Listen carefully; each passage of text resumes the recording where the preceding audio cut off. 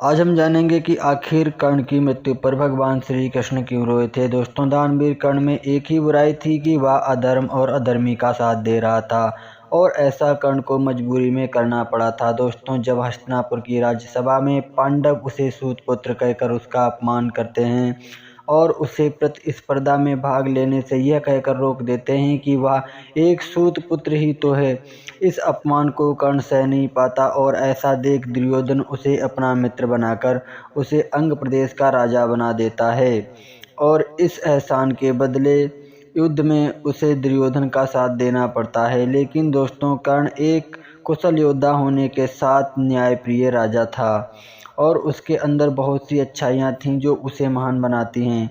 कर्ण भगवान श्री कृष्ण का बहुत आदर करता था और वह ये जानता था कि श्री कृष्ण ही भगवान का अवतार हैं और भगवान श्री कृष्ण भी कर्ण को बहुत प्रेम करते थे क्योंकि वह एक अच्छा इंसान था। दोस्तों, महाभारत के युद्ध के परिणाम को कर्ण और श्री कृष्ण दोनों ही जानते थे कि इस युद्ध में जो भी कौरवों के पक्ष में युद्ध करेगा वह मारा जाएगा, चाहे वह कर्ण हो या कोई और।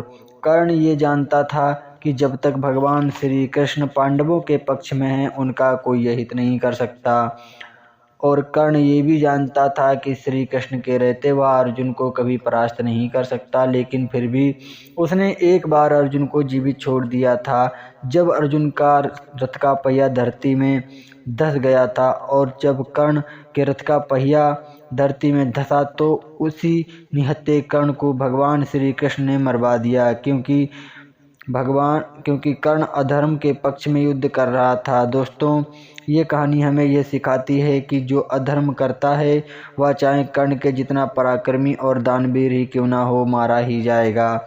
इसीलिए हमें हमेशा धर्म के पक्ष में और धर्म कर्म ही करना चाहिए क्योंकि भगवान श्री कृष्ण कहते हैं, यदा यदा ही धर्मस्य ग्लानिर्भवति भारत अभ्युत्थानम अधर्मस्य तदात्मानं सृजाम्यहम्, कि जब जब इस पृथ्वी पर अत्याचार, पापाचार, अधर्म का विकास होगा तब तब मैं आऊँगा और अधर्म का विनाश करके, अधर्मियों का विनाश करके धर्म की पुनः स्थापना करने मैं अवतार लेकर इस धराधाम पर जरूर आऊँगा। यही भगवान श्री कृष्ण कहते हैं।